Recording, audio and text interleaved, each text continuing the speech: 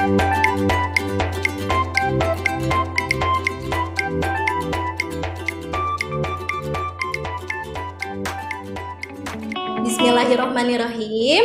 Assalamualaikum warahmatullahi wabarakatuh. Sampurasun. Halo anak-anak yang hebat, bagaimana kabarmu pada hari ini? Semoga kita selalu diberi kesehatan oleh Allah Subhanahu wa Ta'ala. Amin. Sebelum belajar dari rumah dimulai, jangan lupa untuk melakukan pembiasaan diri terlebih dahulu, seperti mandi, berpakaian rapi, sarapan, dan berdoa.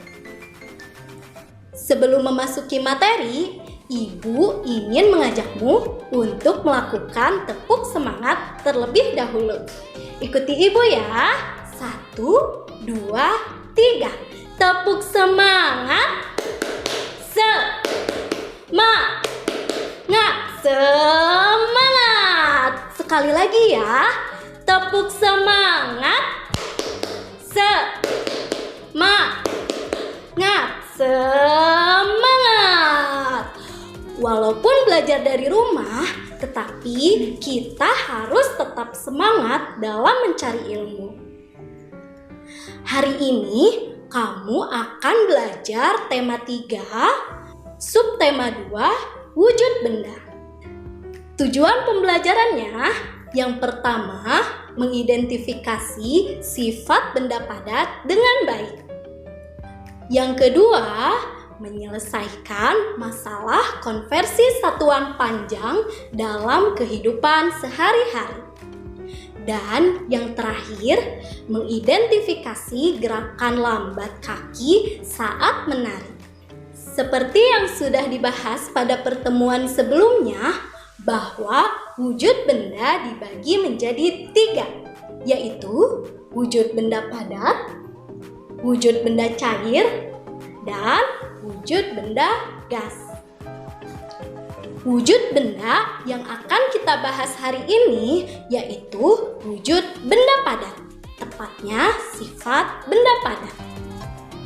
Banyak sekali contoh benda padat di sekitarmu. Pensil dan buku merupakan contoh benda padat. Mengapa benda-benda tersebut digolongkan menjadi benda padat? Yuk kita cari tahu sifat benda padat tersebut dengan melakukan percobaan sederhana di rumah. Langkah pertama, yuk kumpulkan beberapa benda yang ada di sekitarmu. Berikut alat dan bahan yang diperlukan untuk melakukan percobaan. Di antaranya gelas, ember, kantong plastik, dan benda yang ada di sekitarmu. Berikut langkah-langkah percobaannya. Sebagai contoh, Ibu mempunyai sebuah pensil. Pensil ini akan Ibu masukkan ke dalam gelas, kemudian Ibu masukkan ke dalam ember, dan yang terakhir akan Ibu masukkan ke dalam kantong plastik. Setelah melakukan percobaan, Ibu akan memberikan petunjuk pengisian tabel percobaan seperti pada tabel berikut ini. Nah, bisa kamu lihat di sini ada sebuah tabel untuk menuliskan hasil percobaanmu. Yang pertama, nama benda. Karena Ibu menggunakan pensil, maka Ibu akan menuliskan nama bendanya pensil. Kemudian, apakah pensil bentuknya berubah sesuai tempat ketika dimasukkan ke dalam wadah? Jawabannya tidak. Maka pada tabel dituliskan tanda silang. Kemudian, apakah pensil bentuknya tetap walaupun tempat atau wadahnya berubah? Jawabannya ya. Maka pada tabel yang kedua dituliskan tanda centang. Kemudian, apakah pensil dapat digenggam? Jawabannya, ya, pensil dapat digenggam. Maka pada tabel dituliskan tanda checklist atau centang. Nah, karena pensil dapat digenggam, maka pada tabel terakhir dituliskan tanda silang. Itulah contoh penulisan hasil percobaan pada tabel.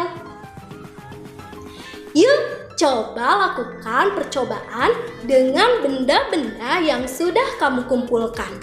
Lakukan seperti langkah-langkah yang sudah Ibu sampaikan. Kemudian catat hasil percobaanmu ke dalam tabel. Nah, kamu telah melakukan percobaan dan hasil percobaanmu telah diperoleh. Dapatkah kamu menyimpulkan sifat benda padat? Ya, benar. Benda padat mempunyai sifat yang pertama, bentuk benda padat tidak dipengaruhi tempatnya. Kemudian yang kedua, benda padat dapat digenggam. Kamu telah mengetahui sifat benda padat. Coba sebutkan benda padat apa ya yang biasanya digunakan untuk mengukur suatu jarak. Ya benar, salah satu contohnya bisa menggunakan meteran. Apakah kamu masih ingat berapakah jarak yang dapat ditempuh dari rumahmu ke sekolah? Yuk bantu Dayu menghitung jarak. Dayu menghitung jarak dari rumahnya ke sekolah. Rumah Dayu berjarak 6 km dari sekolah. Jarak dari sekolah ke pasar 7 km. Berapa jarak yang ditempuh Dayu dari rumah ke pasar jika satuannya diubah menjadi meter? Yuk kita jawab bersama-sama. Jarak yang ditempuh Dayu dari rumah ke pasar adalah 6 km ditambah 7 km sama dengan 13 km.